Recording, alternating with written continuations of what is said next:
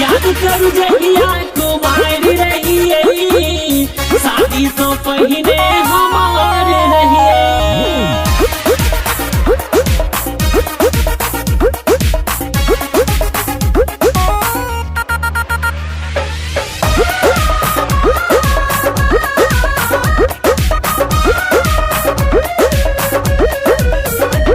अब अहाँ से बात नहीं करब, हमर शादी भ गेलै। अब अहाँ से बात नहीं करब, हमर शादी भ गेलै। अब अहाँ से बात नहीं करब, हमर शादी भ गेलै। बंद करू न सजना एनाई, बड़ मुश्किल भ जेतै।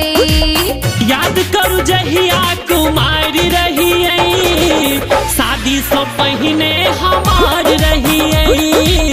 याद करू जहिया कुमारी रहिए, शादी से पहले हमार रहिए। हमार रहिए, हमार रहिए।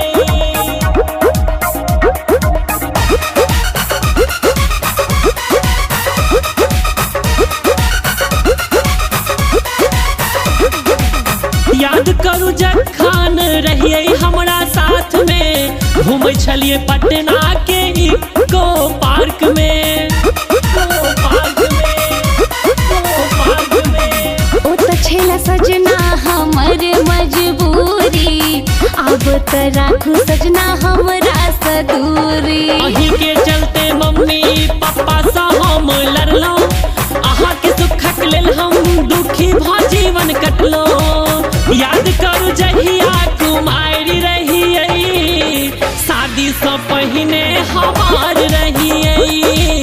याद करू जहिया कुमारी रहिए, शादी से पहले हमार रहिए। हमार रहिए, हमार रहिए।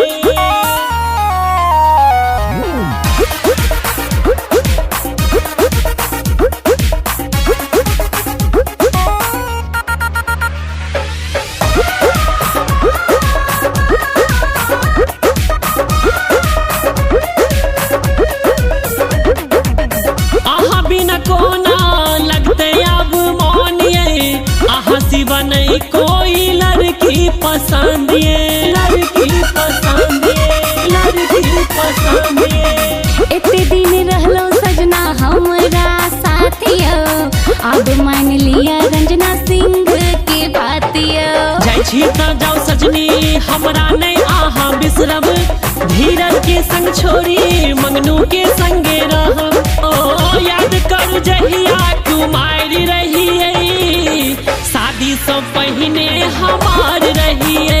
हो याद करू जहिया कुमारी रहिए, शादी से पहले हमार रहिए। अहाँ से बात नहीं करब, हमर शादी भ गेलै। बंद करू न सजना एनाई, बड़ मुश्किल भ जेतै। याद करू जहिया कुमारी रहिए, शादी से पहले हमार रहिए। याद करू जहिया कुमारी रहिए।